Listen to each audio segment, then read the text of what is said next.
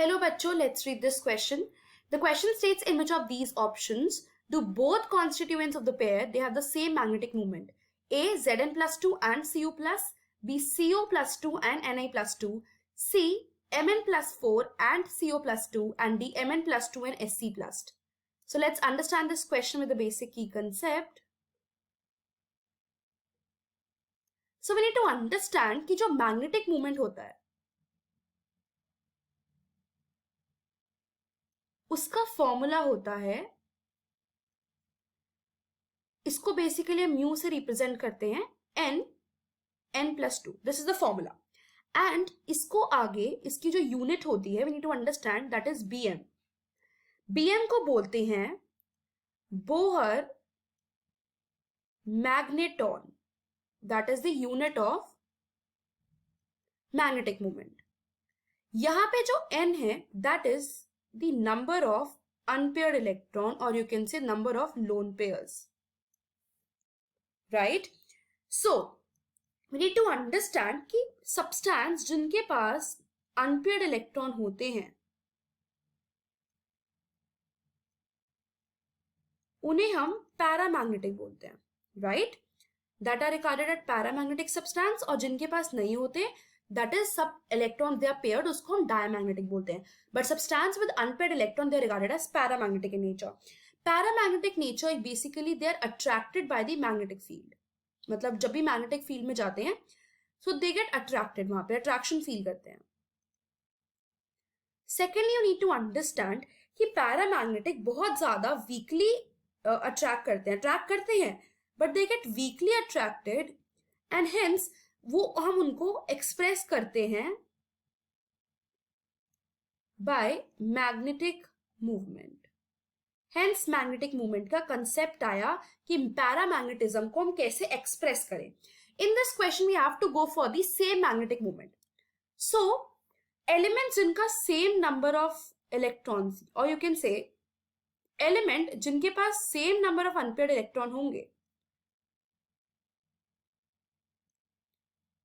तभी तो उनके पास सेम मैग्नेटिक मूवमेंट होगा, बिकॉज मैग्नेटिक मूवमेंट तो डिपेंड ही सिर्फ अनपेयर्ड इलेक्ट्रॉन पे कर रहा है. As mu is equals to n plus 2, that is n equals to number of unpaired electron. तो जिनके पास same number of unpaired electron होंगे उनका मैग्नेटिक मूवमेंट भी सेम निकलेगा.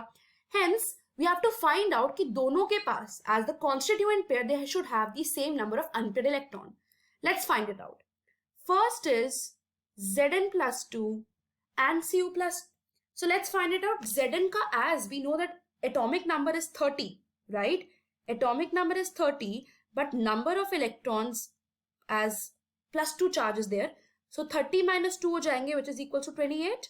So electronic configuration बनेगी 1s2, 2s2, 2p6, 3s2, 3p6, 3d10 and 4s0. क्योंकि हम 4s से निकालेंगे.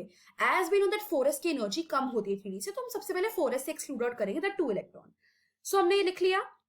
नाउ एज यहाँ पे हमको नंबर ऑफ अनपेयर्ड इलेक्ट्रॉन कितने मिले, यहाँ पे नंबर ऑफ अनपेयर्ड इलेक्ट्रॉन 2 है क्योंकि 4s तो खाली ही हो गया. So number of unpaired electrons are 2, 4s वाले.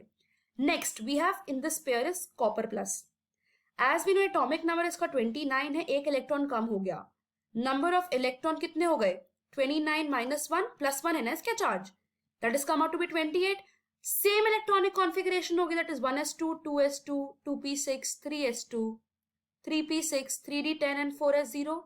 And we know that 4s से हम निकालेंगे, so इसमें भी number of unpaired electron कितने हुए, that is also 2, right? Number of electrons same है, hence they both have same magnetic movement. Now let's go for the second part. Second part कह रहा है Co plus 2, that is cobalt. We know that atomic number cobalt का it's 27, but number of electrons plus 2 हुआ है, that is cation दे रखा है, तो 27 minus 2 हो जाएगा, that is 25 electrons.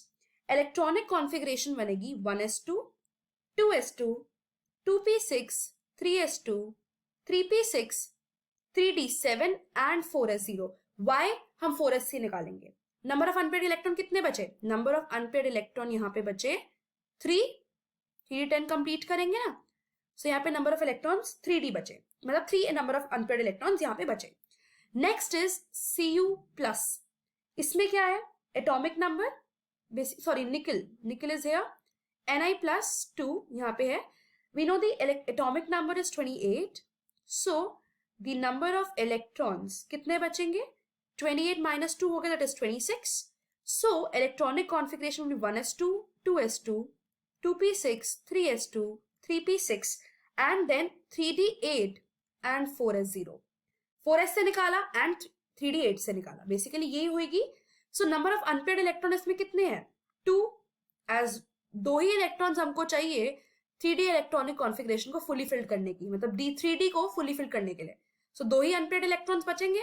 So unpaired electrons are different, hence they have different magnetic movement. They don't have same, right? So this is not the right answer. Then we have the third part as Mn+4. Mn+4 we know that atomic number इसका 25 होता है, but number of electrons कितने हो जाएंगे? That will be 25 minus 4 as what will be there? 21. क्योंकि +4 का charge है ना, तो -4 हो जाएगा, मतलब 4 इलेक्ट्रॉन इसने लूज कर दिए, तो 21 हो गया. Electronic configuration will be 1s2, 2s2, 2p6, 3s2 and 3p6 and 3d3. 3d3 will be there. As यहाँ पे नंबर ऑफ अनपेयर्ड इलेक्ट्रॉन कितने हुए? हमको ये चीज देखनी है कि हम इसको 7, मतलब 3d10 को तो हमको ओवरऑल फुली फिल्ड करना है, राइट? अब उसके पास 3d3 ऑलरेडी है, हम इन 3 को ही हटा देंगे, वो ज्यादा आसान होगा. हम 7 को गेन करेंगे, वो ज्यादा आसान होगा. 3 को रिमूव करना आसान होगा, right? Hence number of unpaired electron कितने प्रेजेंट हुए? 3 प्रेजेंट हुए. ना हमने यहाँ पे कोबाल्ट +2 भी देख लिया था, ऊपर इलेक्ट्रॉनिक कॉन्फ़िगरेशन लिखे, और यहाँ पे भी number of unpaired electrons are 3. Hence they have same magnetic movement. Now let's talk for the fourth part. Fourth part is Mg+2. As we know that Mg+2 इसका atomic number is 12, but number of electrons कितने हो जाएंगे? 2 charge, मतलब 2 loss हुआ, that is 10. Electronic configuration is 1s2, 2s2 and 2p6. So यहाँ पे कोई unpaired electron नहीं है. अब कोई अनपेयर्ड इलेक्ट्रॉन ही नहीं है, so no magnetic movement. कोई मैग्नेटिक मूवमेंट ही नहीं होगा, 0 होगा magnetic movement. Let's talk about Sc+2. As we know atomic number it is 21, but number of electrons तो 20 हो जाएंगे, because 21 minus 1 that is 20. Electronic configuration will be 1s2, 2s2, 2p6, 3s2, 3p6 and 4s2. कोई unpaired electron नहीं है. And we need to understand ये भी कि magnetic movement तो होता ही तब है जब अनपेयर्ड इलेक्ट्रॉन होते हैं, वो होता ही तब है जब पैरामैग्नेटिक होता है सब्सटेंस, बट ये तो डायमैग्नेटिक सब्सटेंस है, राइट? सो इसका मैग्नेटिक मूवमेंट कैसे ही होगा? So no magnetic movement. This is also a wrong answer. So the final answer to this question is option number A and option number C. I hope you understood it well. Best of luck.